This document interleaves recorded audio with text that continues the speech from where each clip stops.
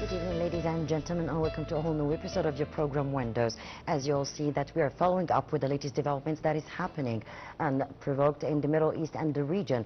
And to shed more light on the latest developments, I'm so delighted to be accompanied here in the studio by General Osama Kabier, the advisor at the Command and Staff College. Good evening. Good evening, thank you. First of all, I'd like to welcome you in Windows. It's a great pleasure. And of course, Your Excellency, we've seen lots of developments that is happening right now in the Middle East. Lots of de-escalation is happening, which is the latest development, is the 10-day ceasefire when it comes to Lebanon and the strikes. That was declared by President Donald Trump, and still there's lots to be followed. Of course, the negotiation included Hezbollah and lots more, lots of negotiable points. I don't know if Israel is gonna be confirming those points or not, but we'll see about that. So how do you see this break of the 10-day ceasefire? Right. First of all, this declaration about 10 days ceasefire, if you can notice that Hezbollah is still up to now shelling the northern areas of Israel. Speaking here about Isbal Jalil, Jalil Al and Jalil Asfal is still sharing that. We have mid-range rockets for 200 kilometers something still sharing there. So the thing in here is that what's happening in Washington DC actually is not far away from what's taking place in the meantime also in Islamabad, because the negotiations and the open discussions in between the two counterparts here about Iran and the United States in Islamabad. And by the way, we have Ambassador Nazir Najari of Egyptian Foreign Minister, plus other officials from KSA and Turkey as well as in Pakistan, or under supervision of Mr. Mohammed Shahbaz Sharif. They are negotiating because if you can see that Hezbollah, Iran said the declaration of Lebanon is highly needed, or otherwise we're not going through any sort of discussions. So that's what's happening now. In DC, they are having the two ministers of foreign affairs, both from Israel and Lebanon, and now they are dealing about that, and okay, that's fine. Mr. Donald Trump, he said 10 days ceasefire. Fantastic, but the problem here lies in is that in 2024, specifically in November 24th, there was an agreement which says Hezbollah to pull up northern to the Litani River, and at the same time the IDF needs to pull out of Lebanon from all the areas he just invaded within the southern part. So what happened is that Hezbollah pulled up to the Litani River and Israel pulled down, but they still kept 5 points. They called them the strongholds. And because of that, Hezbollah said this is the first violation from the first day in this truce, and that's why we're not giving up or submit our weapons. And that's the second problem. It took something like a year and a half up to now. So the problem now, he has the weapon, he's shelling northern of Israel, and Israel, by the way, said we are not pulling out of the 5 points again. So it seems that we still have the same problem, even though we have negotiations. That would affect what's happening in Islamabad and Pakistan. And through this and that, let's see what will happen in 10 days. Hopefully they can get up to some good resolutions.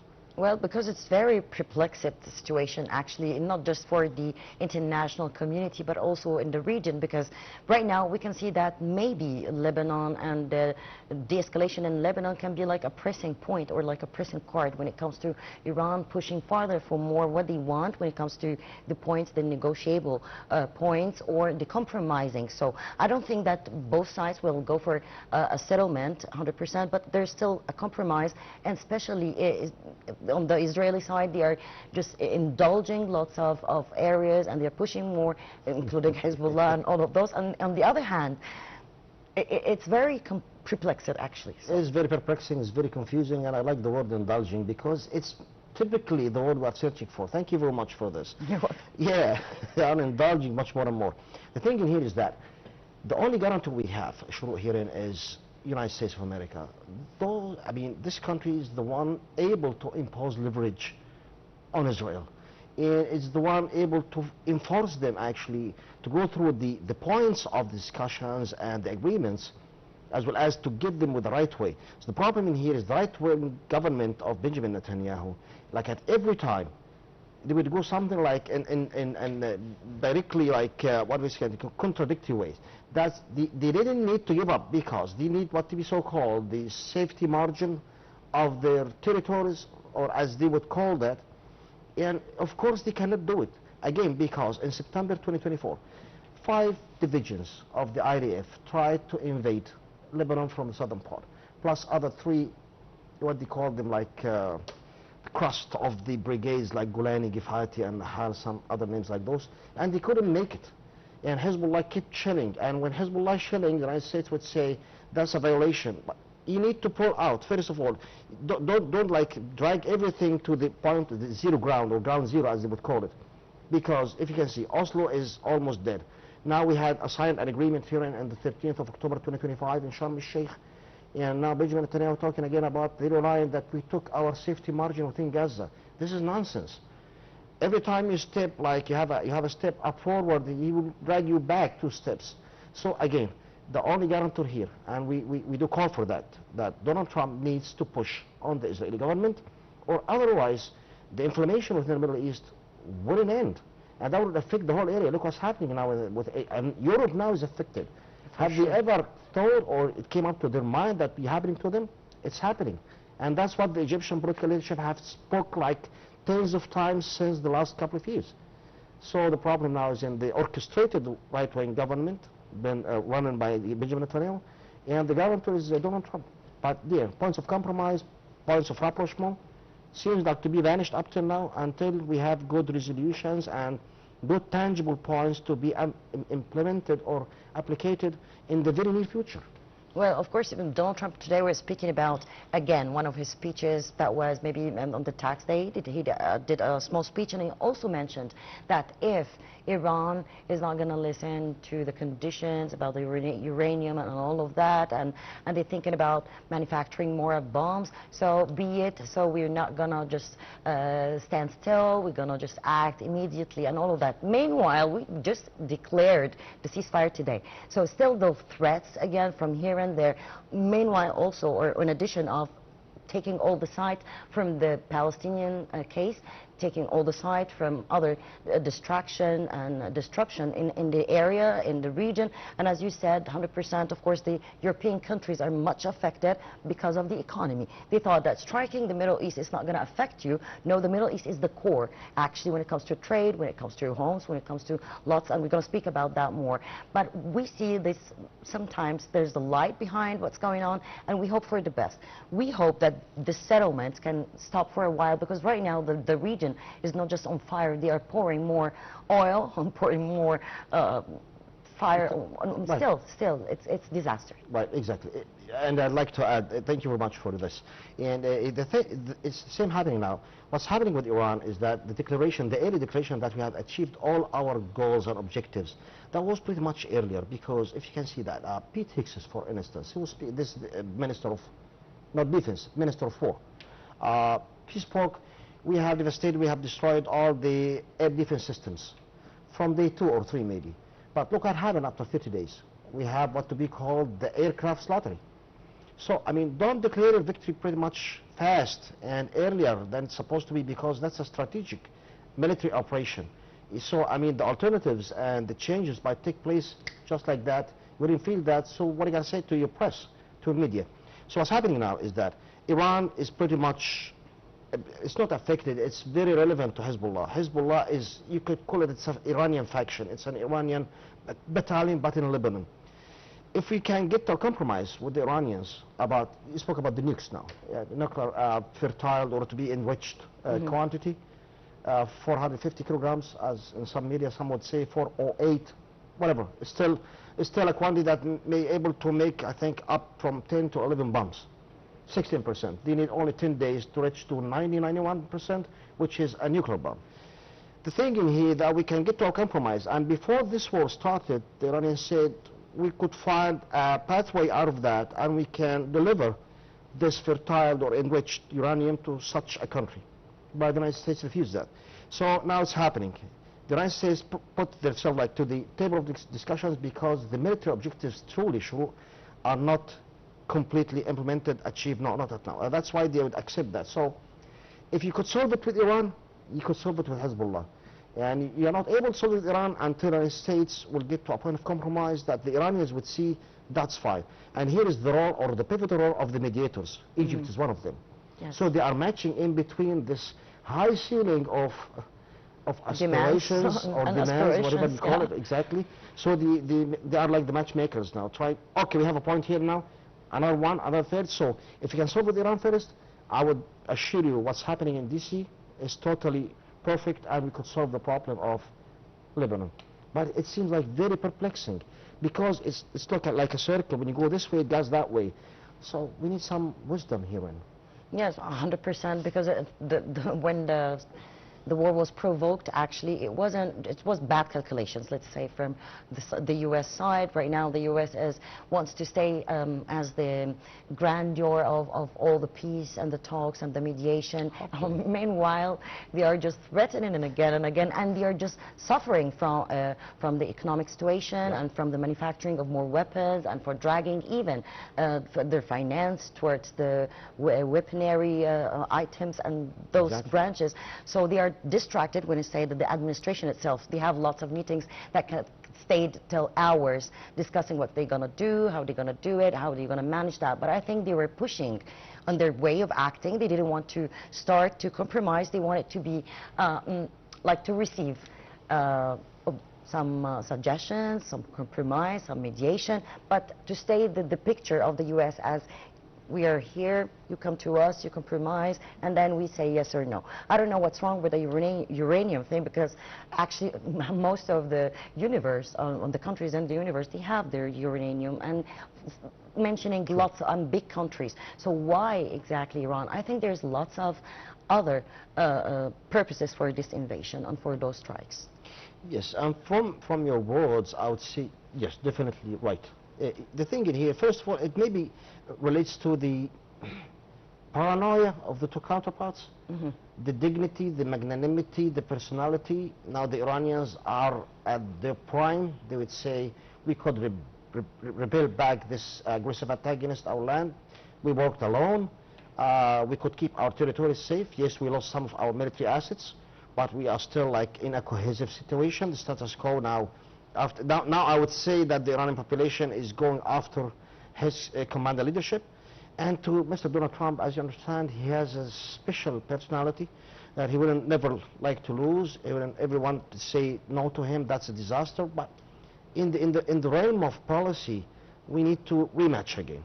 So the thinking here is that, yes, about the economy, that Europe is pretty much affected. Maybe it comes at the first place now.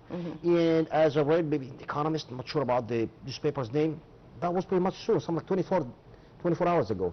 Speaker, is Europe exposed now to a near low-level profile famine within 3 months from now, if the whole situation kept that way? That's the thing. Second thing is that in United States could easily solve that. They know what the Israelis do. They need to stop this chaotic situation. They need to put Benjamin Netanyahu on the track, because he's been affected. I mean, the interior of the Israeli society now is suffering, and they are in the shelters and the tunnels by millions of numbers. And don't start like give us your fake narrative that you are doing okay, because the whole world now have seen is something wrong is going on with you, and you need to come back to the war.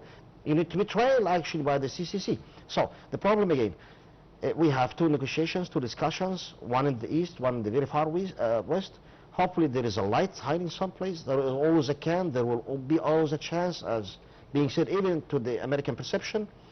And the upcoming days, or this pretty much ongoing 10 days, are very effective. They will switch things. They will put some changes, or otherwise, if the war actually is being like lit up again, I wouldn't say the United States would burden that, no tolerance anymore, and not even the Iranians. They might, some other ideas would bulb up suddenly and start to use other weapons. I'm not pretty much sure about that. I want to talk about the nukes after now. They have what to be so-called the Samson plan.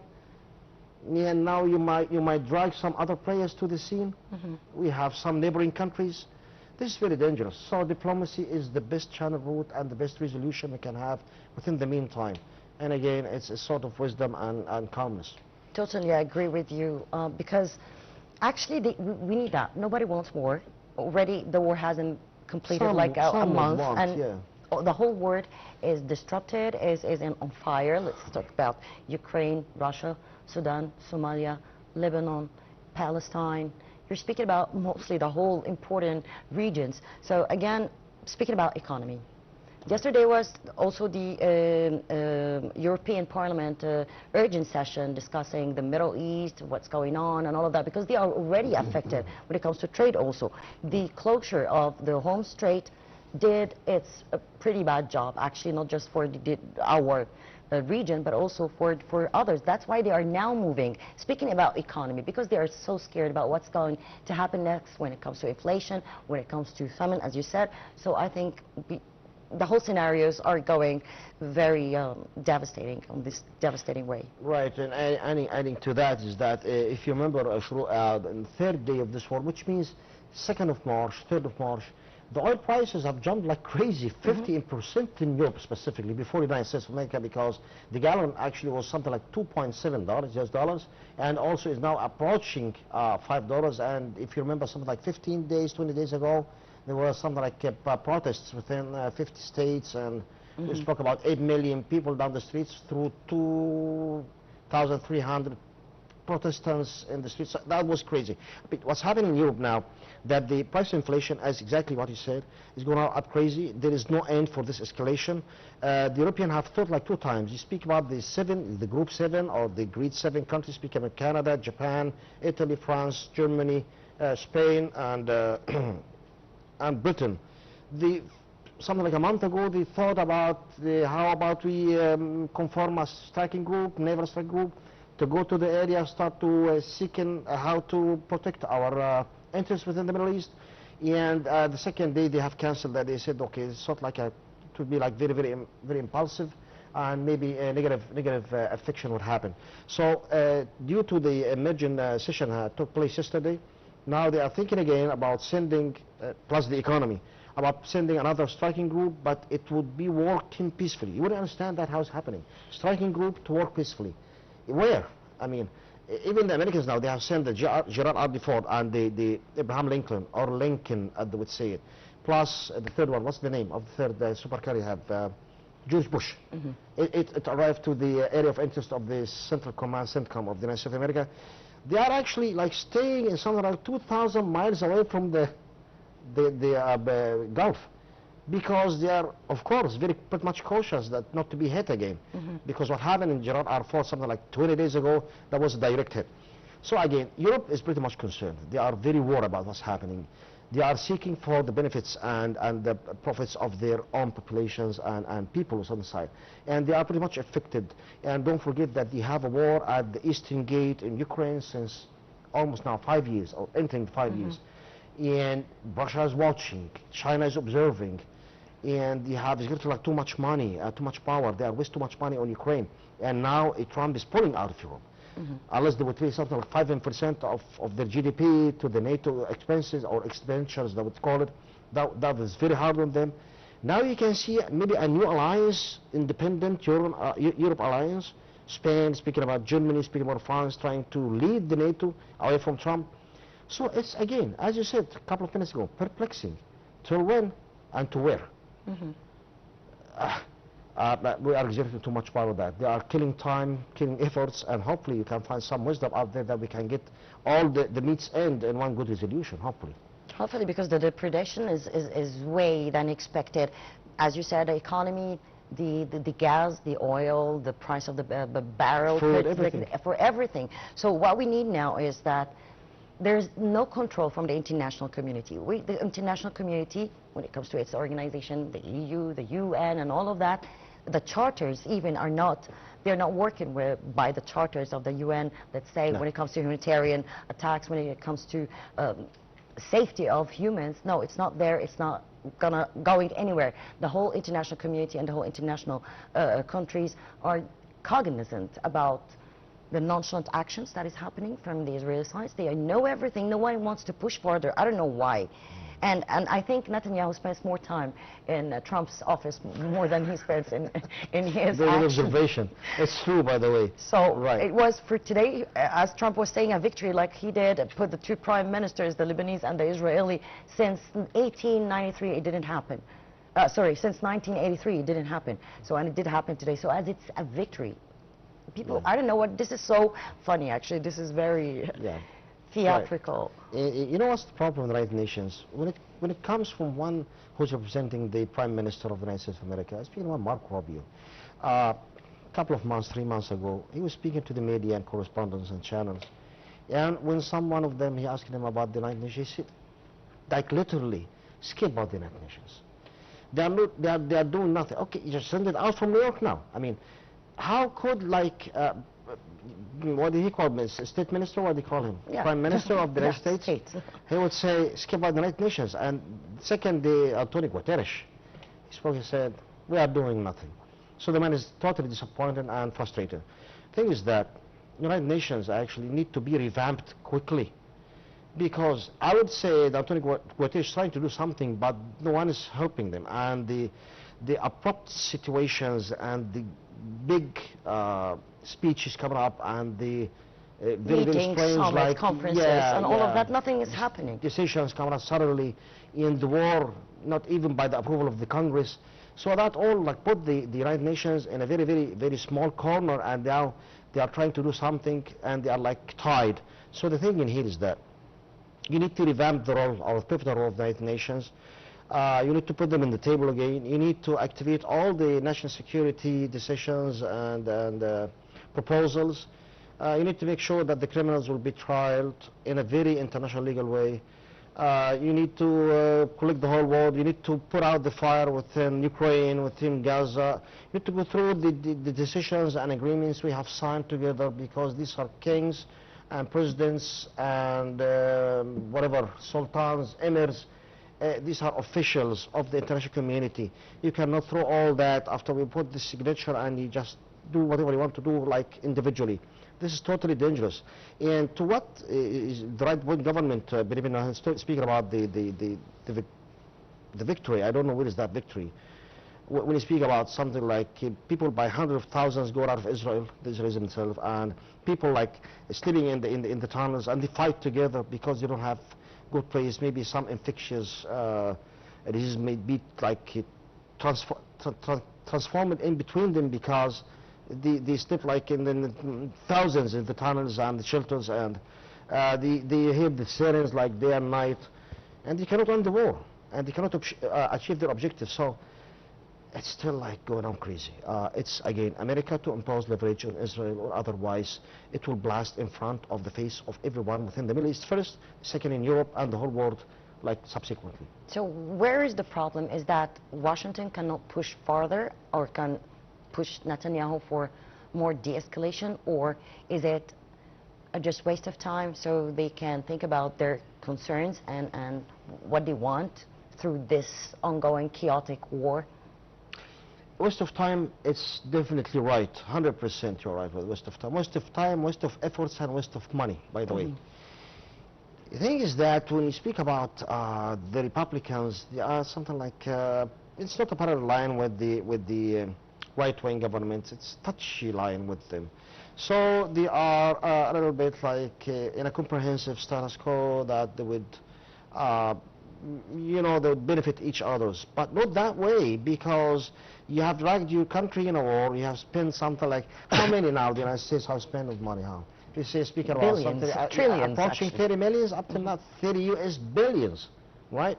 And how many you gave to Israel within 2 years and a half? Around something like maybe 26, 27 billions. That's a budget. And how Which much was collected from the Gulf area. Exactly. And where is the GCC from your equation? When you start like hitting Iran, and Iran would retaliate on the GCC, this is very strange, and we condemned and we denounced that, by the way, tens of times by the Egyptian political leadership and the foreign Minister of Foreign Affairs. But now the GCC is under attack because what you have conducted, and you cannot finish that through 40 days. And now we are going to negotiations. Please solve it now. I mean, don't prolong that. Don't exaggerate too much like efforts in that, because if you can turn back the war in Iran, it seems that they have a thick stick. I don't know, the ballistic missiles, maybe their strategic reserve is a number. They would keep it, it's top secret, you understand that, but the Iranians seem to be much confident as well. We can read that in between the lines. And they put their own conditions, very hard conditions, you know. When you drag someone after the war to the table, which means that he is already capitulated to you, The Iranians seem not they are capitulated at all, because maybe they need something much more even than the United States want, which make it like pretty much harder this time. It's very perplexing, very complicated, very distracting, and the mediators are professionals. I would say Pakistan, Turkey, Egypt, and KSA, they are a very heavy very heavy heft within the diplomatic channel rules, and through that you can use those. These international entities, they have the experience, they have the heft, they have the history, and they have the wisdom. Why don't you use them? Stop this war, put it out, put the fire out, and let's get back to the table and impose some leverage on the Israel, and let's finish that. The Israelis would say, no, we're not going to pull out of the 5 points. Okay, Hezbollah say, okay, I'm not going to submit my weapons. The same thing. So you are rotating just in close circles. It's stubbornness. Yeah. So it's coming from both sides, I guess. Very difficult, very sarcastic. Very. And because also, I think the U.S. and Israel didn't expect the strikes back by Iran. They thought that they are actually fighting with two big powers, let's say, or who controls the whole world, whether Israel, when it controls the finance, when it comes to the whole world, banking, when it comes to the whole world. Meanwhile, U.S. has its own army. We're the strongest. We have the strongest army in the whole world, and all of this blood talks. But they didn't expect the response of the Iranian, especially Iranian didn't deal with the death of their command as easy as I don't think that the American nation would do the same with Trump, because he's that higher command. He's way much higher than the president. He's way much higher, even spiritually for them. Right. Very good. You see what the thing is here is that in the what to be so-called the military forces correlation schedule, America comes at the first place, and we understand that. And the Iranians are not at even the lowest level of the United States of America. Americans are not much more higher aggressive power they have on the Iran. The thing in here, it seems that the Americans didn't have a good plan, actually, or a distinctive plan, to be much more specific on that. And they went like through that like pretty much fast and quickly, and they declared the victory pretty much also early. So the Iranians now, they have only one hand, which is the ballistic missiles. When the Americans start saying, okay, we destroyed their air forces and air defenses and naval forces, I believe you. Totally I believe you. But the thing is that these assets are since '79. They are not modernized. So if you didn't destroy them, they are not active. It's okay. I mean, there's no harm. But the thing is that the strategic missile reserve he has, strategic reserve of missiles he has, you don't know where they. They have a scale land of 1,700,000 kilometers, which is very large scale. Very, very, very difficult terrain. The Iranians speak about Zagros mountains all the way to the west, and the Altaires mountains all the way up to the north. And Tehran is a very, very depressed spot, which is to get to there, you need to go up the mountains, and when you bomb shelling, so, and the ranges are pretty much close to the Iranians. GCC speaking about, I'm speaking about the United States bases within GCC, and they are effective.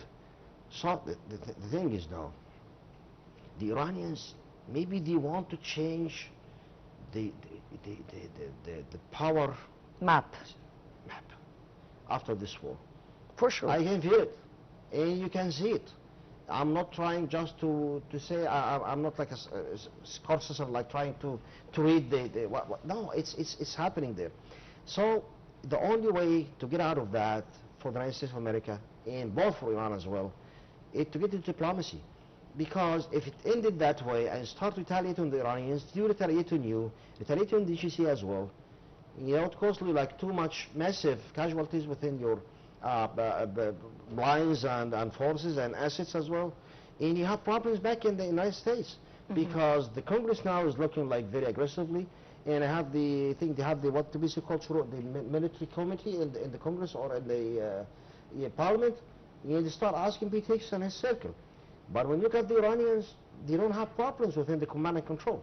And they are like in a cohesive position, cohesive situation. So it seems they are a little bit very able to think much more carefully what's the next step to be, and we know what we need. I mean, see what happened when they went in Pakistan something like 5 days ago. They sent Stephen C. Woodcock and Jared Kushner. The Iranians said, okay, those people would understand anything except for the real estate or something like houses and parks, stuff like that. They cannot negotiate with that. And the other two guys went too upset. How can you talk to us this way, from up to down? He said, you can't understand us. talking to you about something in the negotiation points that you didn't read even. So I think this time when they send some people, they would send Mark Rubio to speak about the foreign minister. With John Ratcliffe, the CIA director or something like that. These are 2 million people to go to Islamabad, not Stephen C. Woodcock and Jared Kushner again. It's something like very sarcastic. You need to put yourself on the channel, on the route, on the right route, and you need to crystallize your objectives and go through them and use the mediators, because if you lose the mediators, you will save time and cry on effort. the spilled milk, as you would say in the proverb. Simple and easy. Speaking about the mediation and the negotiating table, we have to hail our government for that, especially Dr. Badr Abdel-Ati, the foreign minister, Minister of Foreign Affairs. I think he's just revolving, not just as a mediation, but they're trying to call for the retention in the region, in the Middle East, more de-escalation, always speaking about the other countries, the Gulf area, and the Middle East, and speaking about that their sovereignty and integrity comes as Egypt and much more. So we're standing with our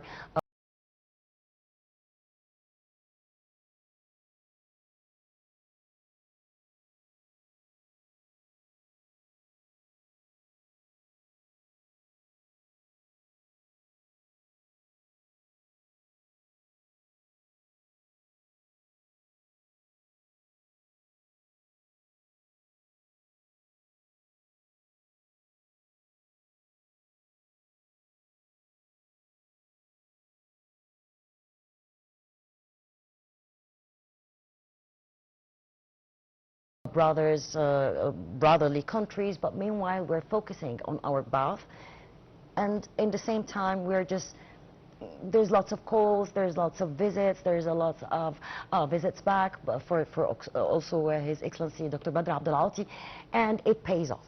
Right. We did that. We did enhance the peaceful talks, the first phase, and of course the talks that went in Sharm el-Sheikh before for Palestine. So I think we're doing a great job in our foreign diplomacy bath.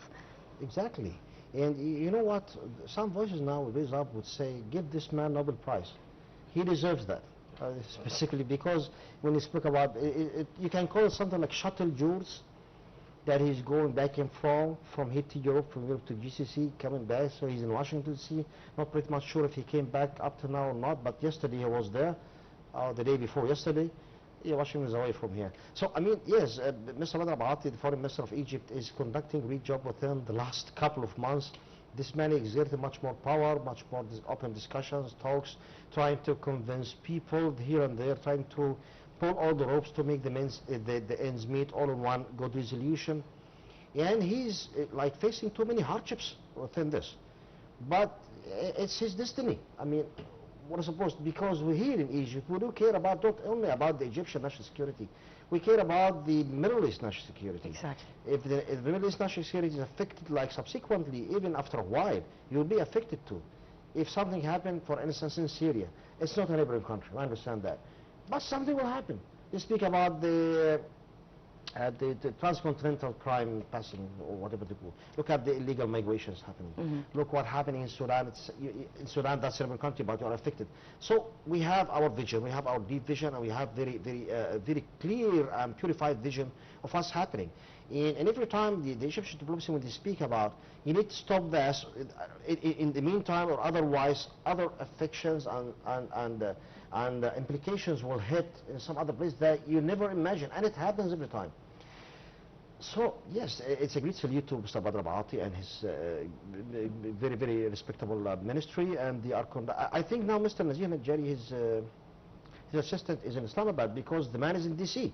Yes, he was actually, he did held lots of side talks when it comes to the sidelines of the International Monetary Fund and the World Bank spring meetings in Washington. So I think he did today, again, lots of meetings in the sideline.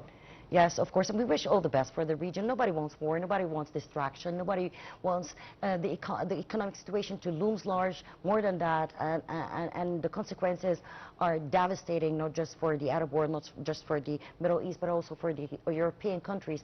And as we see, the more when Donald Trump did this tariff things on China, she didn't care. She didn't care. You know, that was very funny threat. You know. Let's get done with Hormuz Strait now. You see what the Zurich says? It says it's not open sesame, it's open Hormuz now. It's all over the post. Open Hormuz, please. It's crazy. Like, yeah, I mean, the Iranians, they have this part to play, and I would say they were pretty much clever to do it this way. It's affecting us. And now speaking about Bab el-Mandab, this is very dangerous in Egypt. I'm not with the Iranian sides, by the way, but I'm trying to explain to you how it's happening.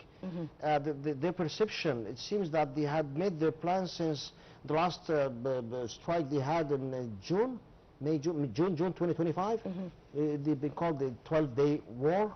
Yeah. and they have made very good plans, and up to now they are achieving something on ground. They are having their own conditions, very conditions. And that's why, as I told you, Monsieur, it's the other upcoming 10 days. I would say they are very effective, very substantial, very intrinsic.